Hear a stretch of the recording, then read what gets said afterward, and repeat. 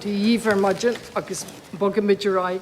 I'm taking leaders' questions under Standing Order 36 agus Maris Ganach just na Shrianta Amma a Quinon. Got a meal man. All right, Maris Ganach. McDonald. Good morning, Minister.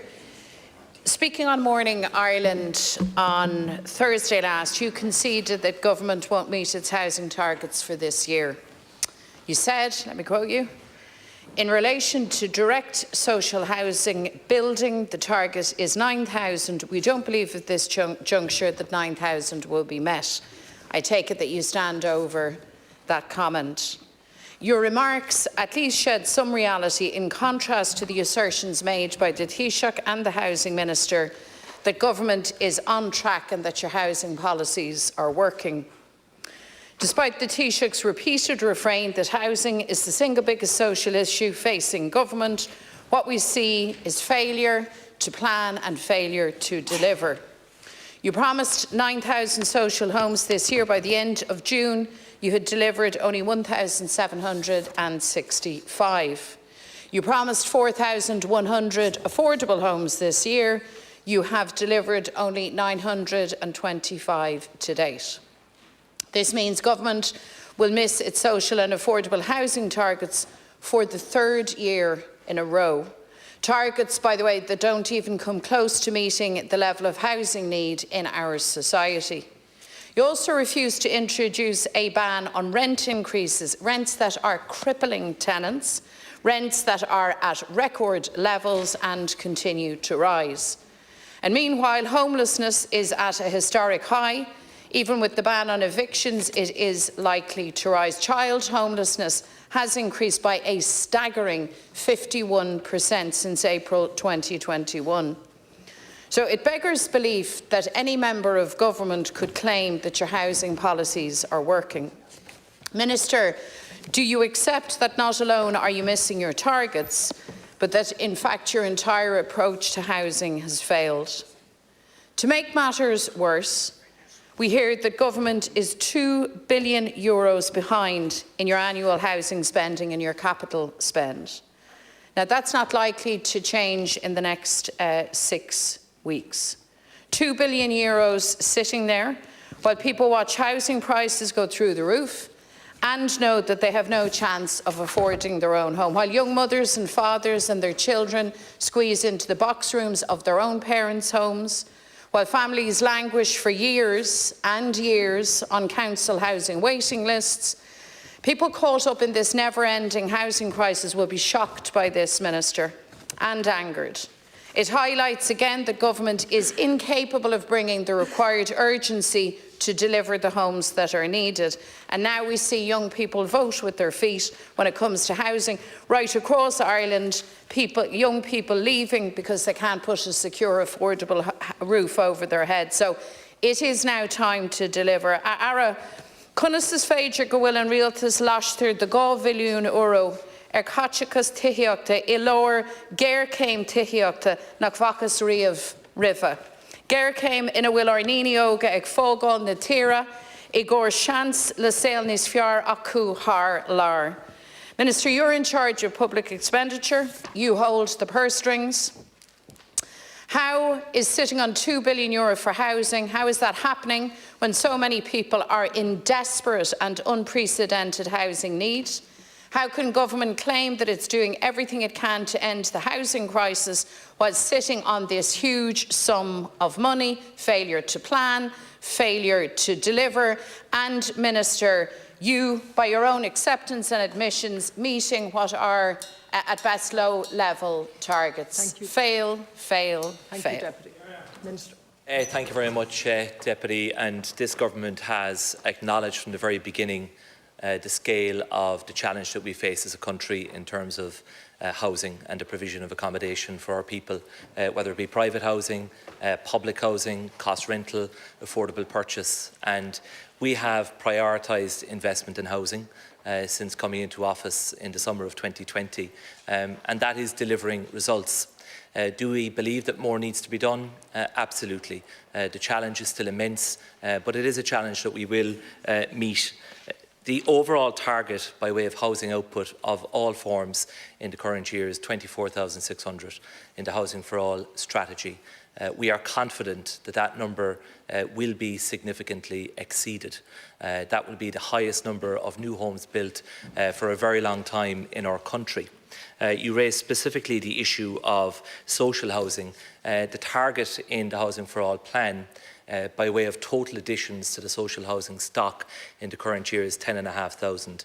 Principally, that is made up of new builds. And the point that I made in answering a question directly, which I always seek to do, is that we currently estimate we will build about 8,000 new homes, but that will be supplemented by purchases of new homes, by leases of new homes, and that will, in our view, bring us close, if not in a position to reach the overall target of 10,500 of social housing additions to the stock in 2022, which is the highest number in this country for a long number of years.